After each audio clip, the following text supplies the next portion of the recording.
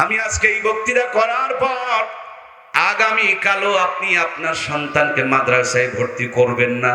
আমি এটাও জানি কেন আপনি ভর্তি করবেন না।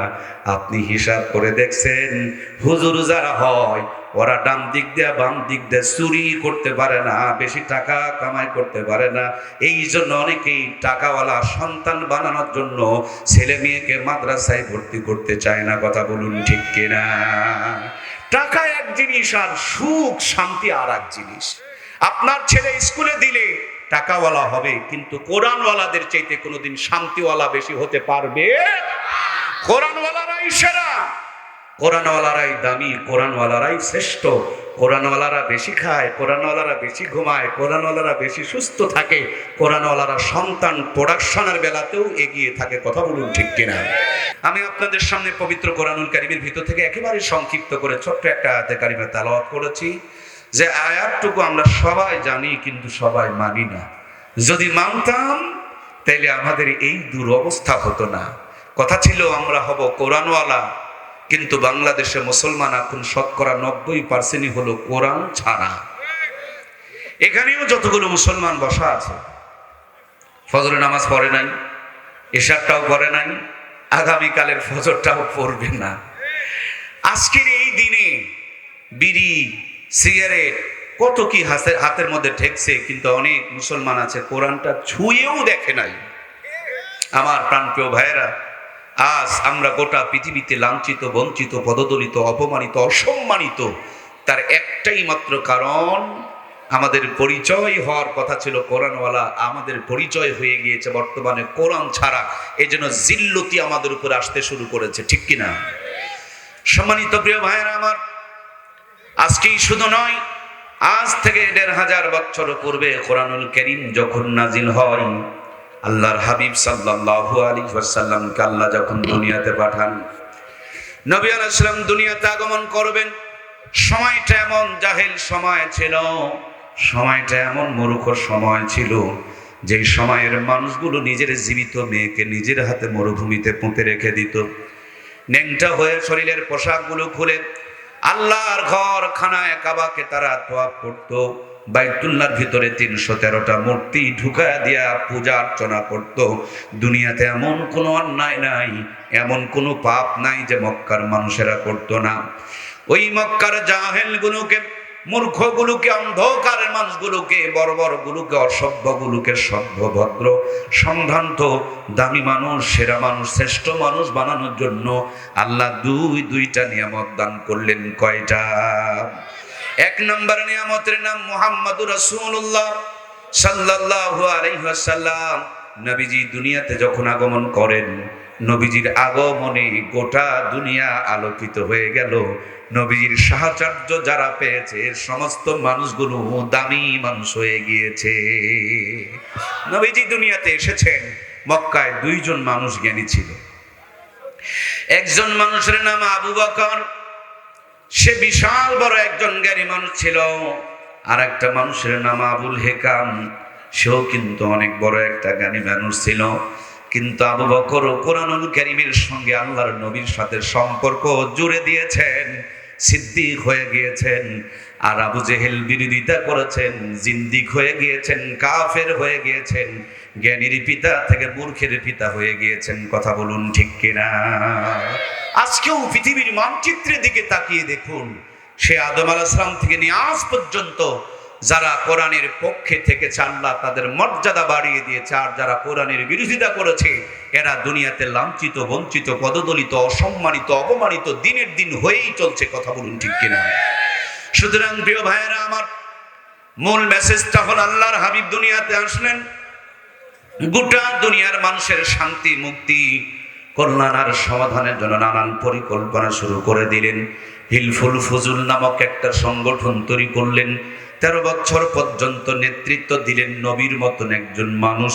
একাধারে 40 বছর পর্যন্ত মেহনত করেছেন, মক্কার জমিনে কাঙ্ক্ষিত টার্গেট পর্যন্ত পৌঁছতে পারে নাই, পরিপূর্ণ শান্তি প্রতিষ্ঠিত করতে পারে নাই, মানুষগুলোকে, দামি মানুষ, খাঁটি মানুষ অন্ধকার থেকে বের করে নিয়ে আসতে পারে নাই।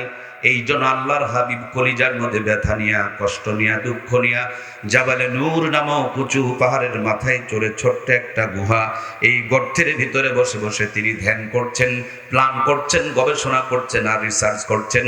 নবীজি ছিলেন মুহাম্মাদুর রাসূলুল্লাহ।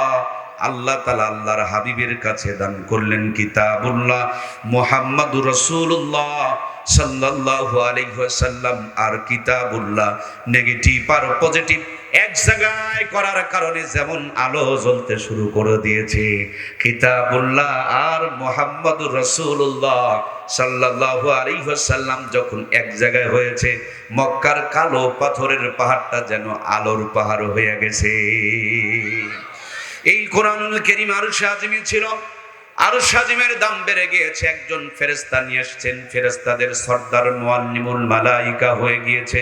এই কোরআনুল কারীম একটি পাথরের পাহাড়ে নাজিল হয়েছে। পাথরের পাহাড়কে আল্লাহ তাবারক তাআলা আলোর পাহাড় জাবালে নূর বানিয়ে দিয়েছেন। এই কোরআনুল কারীম রমজানুল মুবারক নামক একটা দামি মাসে নাজিল হয়েছে। রমজান মাসকে আল্লাহ তাআলা 11 মাসের মধ্যে দামি মাস, সেরা মাস বানিয়ে দিয়েছে। এই কোরআনুল কারীম একটি মুবারক রাত্রে নাজিল হয়েছে। লাইলাতুল কদরি খায়রুম মিন আলফি শাহর। এক রাতের মর্যাদাকে আল্লাহ তাআলা 1000 মাসের চাইতে উত্তম বানিয়ে দিয়েছে। একটা রাত ইবাদত করার কারণে 83 বছর 4 মাসের চাইতে বেশি সওয়াব দান করে দিবেন কে? এই কোরআনুল কারীম যে নবীর উপরে নাজিল হয়েছে, এই নবীটা দুনিয়ার সবচেয়ে দামি নবী। এই কোরআনুল কারীম যেই পাথরের পাহাড়ে নাজিল হয়েছে, ওই পাহাড়টা দুনিয়ার মধ্যে সবচেয়ে দামি পাহাড়। এই কোরআনুল কারীম যেই মাসে নাজিল হয়েছে, এই মাসটাও দুনিয়ার মধ্যে সবচেয়ে দামি মাস। যে উম্মতের মধ্যে, যে উম্মতের উপরে কোরআনুল কারীম নাজিল হয়েছে, এই উম্মতটাও দুনিয়ার সবচেয়ে দামি উম্মত। সুবহানাল্লাহ! কেমন নিয়ামত আল্লাহ দিলেন! যুগে যুগে নবী পাঠিয়েছেন, সাথে আল্লাহ তাআলা মুজিজা দিয়েছিলেন। নবীরা বিদায় নিয়ে চলে গিয়েছে, মুজিজাও চলে গিয়েছে। যেমন দাউদ আলাইহিস সালাম নামক আল্লাহ তাআলার পয়গম্বর ছিলেন, আল্লাহ সুন্দর কণ্ঠের অধিকারী বানিয়েছিলেন। তিনি যখন তাওরাত থেকে তেলাওয়াত করত, আকাশের উড়ন্ত পাখিগুলো জ্ঞান হারায় জমিনে পড়ে যেত। সাগরের কিনারে তেলাওয়াত করলে সাগরের মাছগুলো পানির উপরে ভেসে উঠত। গাছের নিচে তেলাওয়াত করলে গাছের পাতাগুলো টস টস করে তেলাওয়াত শুনে খুলে খুলে জমিনে পড়ে যেত। একটু তেলাওয়াতের মধ্যে আমার আল্লাহ মায়া আর মজা দান করেছিলেন। কিয়ামতের দিন মসজিদ নামক ময়দানে কোরআনুল কারীমের মাহফিল হবে। সেখানে দ্বিতীয় মেহমান হিসাবে হযরতে দাউদ আলাইহিস সালাম আমাদেরকে কোরআনুল কারীমের তেলাওয়াত শোনাবে।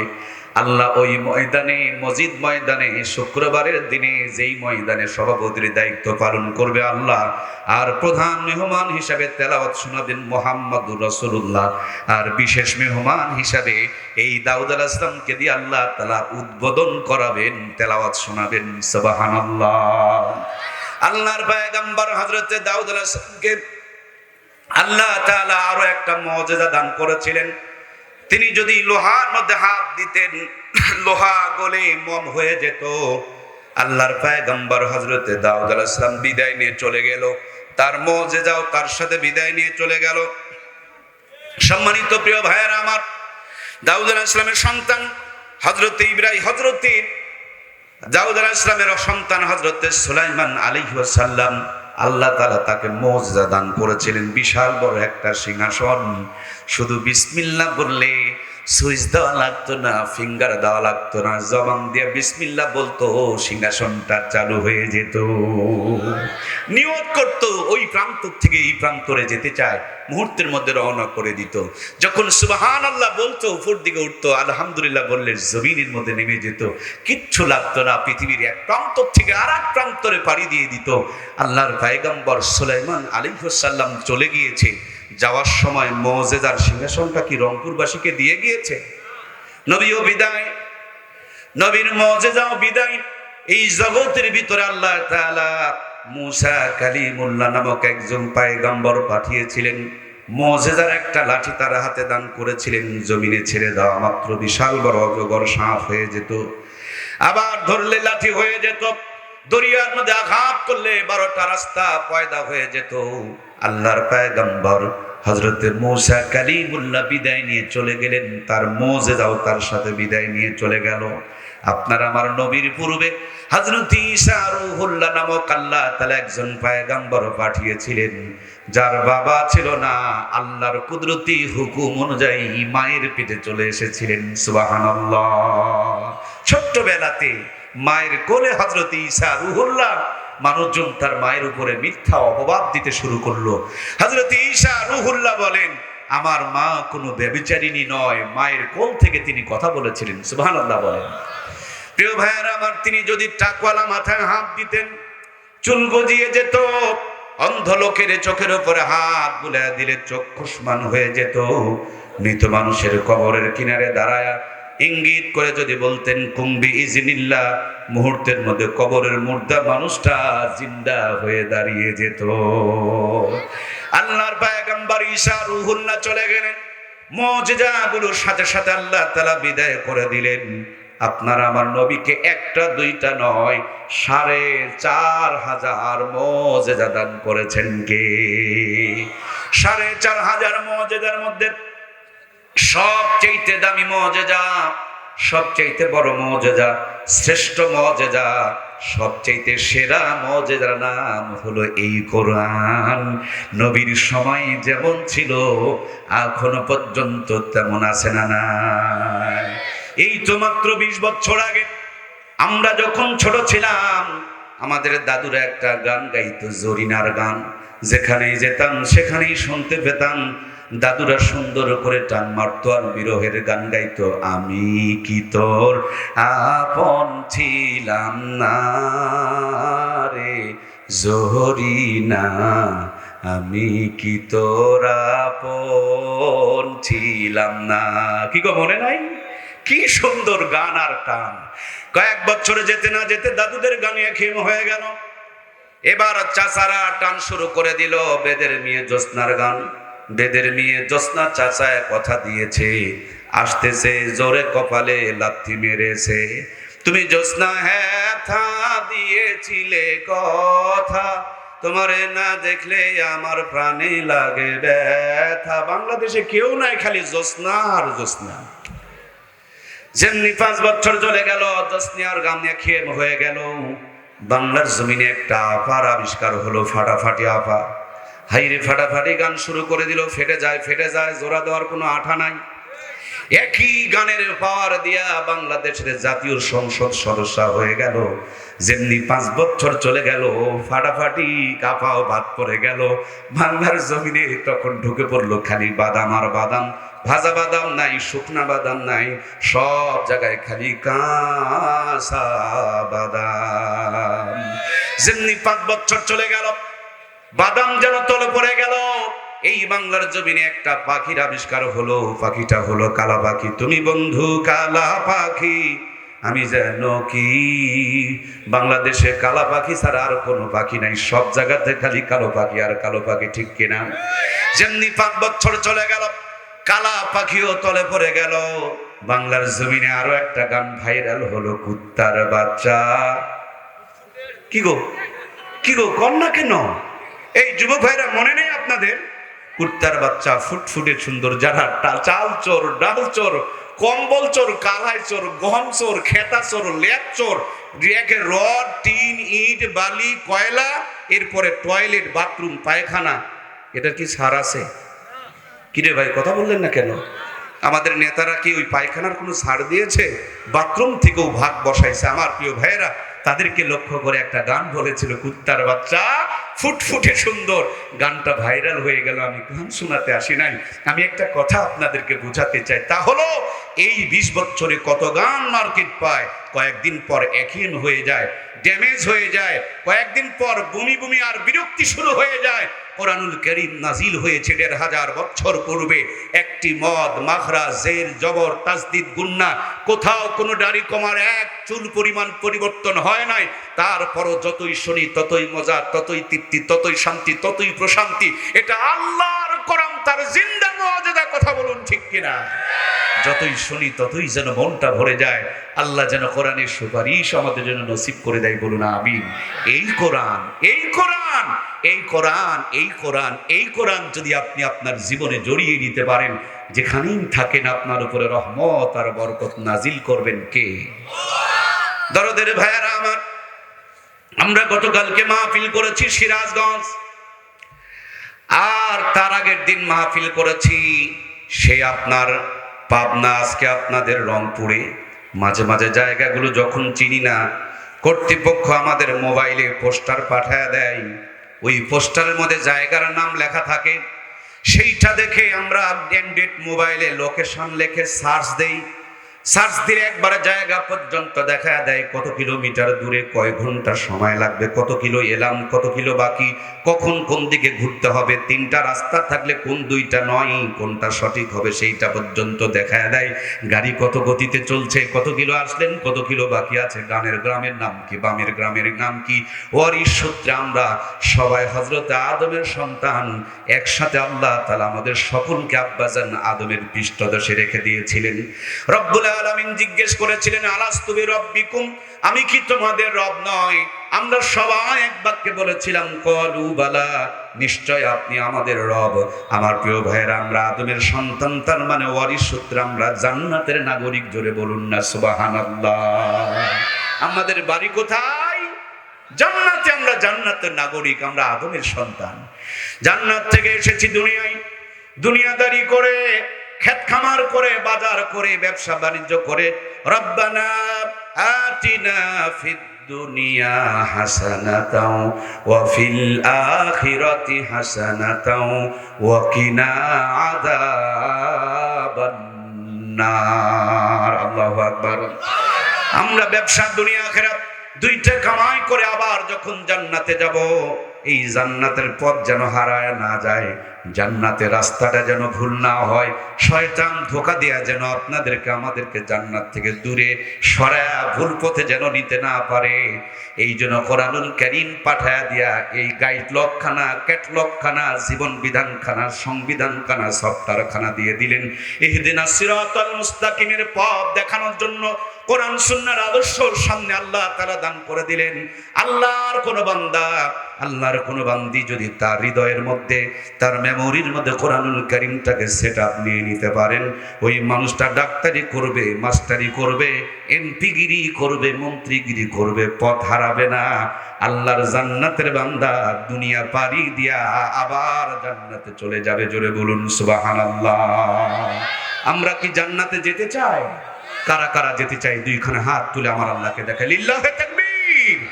হাতগুলো এভাবে একটু নাড়া দেন। আর শাহজিম থেকে আমার রব দেখছেন, মদিনা রওজায় আল্লাহর হাবিবকে দেখানো হচ্ছে, আলো বাতাস সাক্ষী হয়ে থাকতেছে।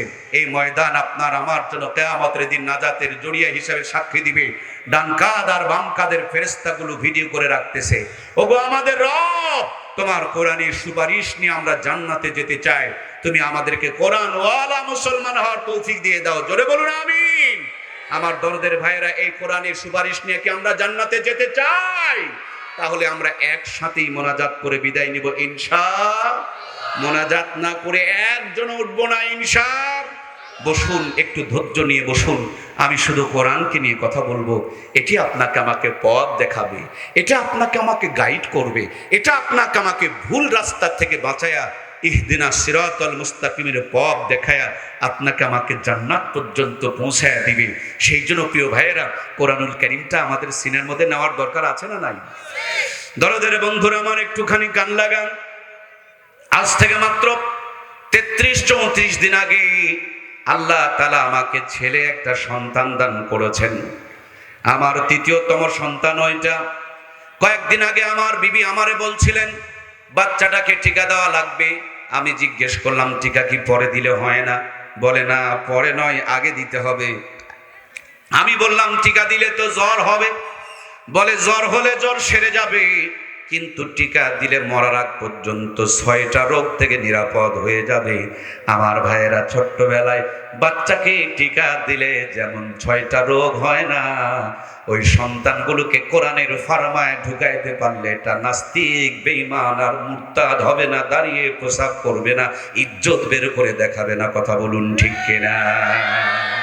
গত কয়েকদিন আগে এক চেয়ারম্যানের ছেলে একজন মেয়েকে ধর্ষণ করে কাল্লা কেটে একটা পুরাতন ঘরে গর্তের মধ্যে ঢুকায় আগুন দিয়ে পুড়ায় ফেলতেছে। ওই ছেলেটার মাথায় যদি কোরআন থাকতো, ধর্ষণ তো দূরের কথা, ধারে কাছেও যেত না। যদি করেও ফেলতো, গর্দান কেটে তাকে মেরে ফেলতো না। যদি মেরেও ফেলতো, আগুনে পুড়াইতে পারতো না। শুধু কোরআন কলিজার মধ্যে না থাকার কারণে এই অপরাধগুলো দিনে দিন বেড়েই চলছে। কথা বলুন ঠিক কিনা? তার কয়েকদিন আগে দক্ষিণবঙ্গে ক্লাস 3-র একটা বাচ্চাকে ধর্ষণ করে হাত পা বেঁধে পানির মধ্যে ফেলে মেরে ফেলে দিয়েছে। যদি কোরআন, ছোট্ট বাচ্চাগুলো কি ধর্ষিতা হতো? সম্মানিত প্রিয় ভাইয়েরা আমার, আমাদের দিনাজপুরের ছোট্ট একটা বাচ্চা ধর্ষণ করার জন্য নিয়ে গিয়েছে। ছোট বাচ্চা তার আর কি আছে, ব্লেড দিয়ে চিরে, ব্লেড দিয়ে কেটে ধর্ষণ করেছে। রক্তক্ষরণ হয়ে বাচ্চাটা মারা যাবে, শ্বাসরুদ্ধ করে বাচ্চাটাকে মেরে ফেলে দিয়া গোপন করতে গিয়েছে। শুধু কোরআনুল কারীম না থাকার কারণে বাংলার জমিনে জুলুম, অত্যাচার, নির্যাতন আর অন্যায় দিনের পর দিন বেড়েই চলছে। কথা বলুন ঠিক কিনা? এই জন্য প্রাণপ্রিয় ভাইয়েরা আমার, আল্লাহর কোরআন যদি সিনায় ঢুকিয়ে দিতে পারি, সমস্ত অন্যায় থেকে এই কোরআনুল কারীম আপনাকে আমাকে সফটওয়্যারটা বারবার নক করবে, মেসেজ দিবে, বারবার আপনাকে আমাকে ইঙ্গিত করবে। মাঝে মাঝে দেখবেন মোবাইল ফোনের মধ্যে আমার বন্ধুরা এক একটা করে সফটওয়্যার পাওয়া যায়। এই সফটওয়্যারগুলো ইনস্টল করলে কোনো ভাইরাস যদি ভিতরে ঢুকতে চায়, তখন দেখবেন আপনাকে দেখায় দেয়, আপনাকে জানায় দেয় যে আপনার সেটের মধ্যে ভাইরাস ঢোকানো হচ্ছে। অথবা মাঝে মাঝে মেসেজ দিয়ে দেখবেন আপনার কোনো সফটওয়্যারের মধ্যে কেউ লগ ইন করার জন্য চেষ্টা করতেছে।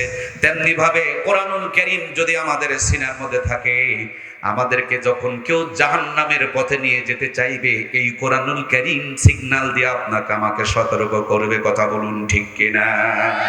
এই জন্য প্রাণপ্রিয় দরদের ভাইয়ারা আমার, আমি কোনোদিন স্কুলের বিরুদ্ধে বলি না, কলেজের বিরুদ্ধে বলি না, ভার্সিটির বিরুদ্ধে বলি না। আমার দেশে স্কুল লাগবে, কলেজ লাগবে, ভার্সিটি লাগবে, ডাক্তার, মাস্টার, ইঞ্জিনিয়ার লাগবে, কিন্তু সবার আগে মুসলমানের সন্তানগুলোকে ইমানদার হওয়া লাগবে। দয়া করে একটু কথা বলবেন, আগে ডাক্তার, মাস্টার, ইঞ্জিনিয়ার না আগে ইমানদার? রংপুরে কি বিল্ডিং বাড়ি, পাকা বাড়ি নাই? আগে পাকা বাড়ি বানায় না আগে ইট বানায়? আগে ইট বানায়, তারপরে যার দরকার বিল্ডিং, ব্রিজ, রাস্তা যা বানাবেন সব বানানো যায়। এজন্য আগে কোরআনের ফার্মায় ঢুকায় আমরা আমাদের সন্তানগুলোকে ইমানদার বানাবো ইনশাআল্লাহ। আমি আজকে এই বক্তৃতা করার পর আগামী কালও আপনি আপনার সন্তানকে মাদ্রাসায় ভর্তি করবেন না, আমি এটাও জানি কেন আপনি ভর্তি করবেন না। আপনি হিসাব করে দেখছেন, হুজুর যারা হয় ওরা ডান দিক দিয়ে বাম দিক দিয়ে চুরি করতে পারে না, বেশি টাকা কামাই করতে পারে না। এই জন্য অনেকেই টাকাওয়ালা সন্তান বানানোর জন্য ছেলে মেয়েকে মাদ্রাসায় ভর্তি করতে চায় না। কথা বলুন ঠিক কিনা? টাকা এক জিনিস আর সুখ শান্তি আর এক জিনিস। আপনার ছেলে স্কুলে দিলে টাকাওয়ালা হবে, কিন্তু কোরআনওয়ালাদের চাইতে কোনোদিন শান্তিওয়ালা বেশি হতে পারবে? কোরআনওয়ালারাই সেরা, কোরআনওয়ালারাই দামি, কোরআনওয়ালারাই শ্রেষ্ঠ। কোরআনওয়ালারা বেশি খায়, কোরআনওয়ালারা বেশি ঘুমায়, কোরআনওয়ালারা বেশি সুস্থ থাকে, কোরআনওয়ালারা সন্তান প্রোডাকশনের বেলাতেও এগিয়ে থাকে। কথা বলুন ঠিক কিনা? আপনাদের এলাকায় যতগুলো সুদখোর, ঘুষখোর, জুয়াচোর, বাটপার, চিটার, মদখোর, তাসখোর, গাঁজাখোর, এক কথায় যত বড় বড় হারামখোর, তাদেরকে দাওয়াত দিয়ে এক লাইনে বসান। ইমাম, মুয়াজ্জিম, মুফতি, মুহাদ্দিস তাদেরকে আর এক লাইনে বসান। আলু ভর্তা হোক, খিচুড়ি হোক আর ডাল ভাত হোক, খেতে দিয়া দেখবেন হারামখোর হাফ প্লেট নিয়ে নাড়াচাড়া করবে, ইমাম মুয়াজ্জিমেরা চোখের পলকে 3 প্লেট মেরে দিবে। সুবহানাল্লাহ কন্যা গো। যারা যারা কথা বলছেন না, আপনি কি বেশি করে বিড়ি টেনেছেন? কেন কথা বলছেন না? গীবত করার জন্য, শিকায়েত করার জন্য, পরনিন্দা করার জন্য জবান নয়, এই জবান হলো হক কথা বলার জন্য। কথা বলুন ঠিক কিনা? ইমামদের সমপরিমাণ সুদখোর, ঘুষখোর কি খেতে পারবে? দেখবেন ইমাম সাহেব খাওয়ার পর মরমর করে পান চাবায়, আর আলহামদুলিল্লাহ বলে ঢিকুর তুলে সব পেট খালি হয়ে যায়। হারামখোর হাফ প্লেট খাওয়ার পর পেটের মধ্যে মশলা মুড়ি খুঁজতেছে, গ্যাসের বড়ি রেহাবার সার্জেন ইমামরে যদি বলেন হুজুর আম্মা তো পায়েস রান্না করছে, দেখবেন এখানে 3 প্লেট খাওয়ার পর ওখানে আবার হাফ কেজি তোলে। সুবহানাল্লাহ কয় না? আরে বাবা, হারামখোর খেতে চাইলেও তো খেতে পারবে না, ওনা হারামখোর রে ভাই। এই জন্য আল্লাহ তার রিজিক উঠায় নিয়েছে, তার জিহ্বায় স্বাদ নাই, তার ডায়াবেটিস ধরে গিয়েছে, ডাক্তার লিখে দিয়েছে ছোট্ট 2টা রুটি অতিরিক্ত খাওয়া যাবে, খেলেও হজম করতে পারবে। আর ইমামের খবর নিয়ে দেখেন চোখের পলকে এখানে তো 3 প্লেট খেলো, আবার হাফ কেজি মিষ্টি বসাইলো, তারপরে আবার রাত্রিবেলা স্বামী আর স্ত্রী 1 প্লেটে খেতে বসেছে।